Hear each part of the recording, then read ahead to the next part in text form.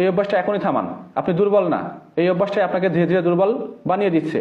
Masturbation বা হস্তমৈথুন করলে ইচ্ছাশক্তি ধ্বংস করে, জীবনের লক্ষ্য থেকে সরিয়ে দেয়, আত্মসম্মান মাটিতে নামিয়ে আনে।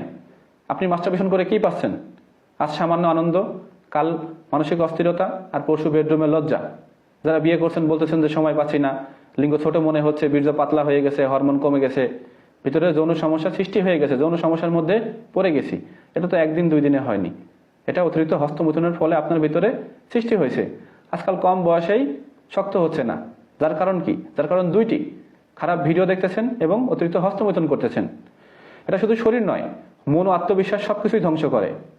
তো যারা এখনো হস্তমৈথুন করছেন, আজই বন্ধ করুন, এখনই বন্ধ করুন। এবং যারা হস্তমৈথুন করে ফেলছেন, এটা সঠিক চিকিৎসা আছে, সঠিক চিকিৎসা গ্রহণ করুন। আপনি 100% সুস্থ হয়ে যাবেন। আপনি লজ্জা পেয়ে নয়, সচেতন হয়ে বাঁচুন। সবাই ভালো থাকবেন, সুস্থ থাকবেন। আসসালামু আলাইকুম রহমতুল্লাহ।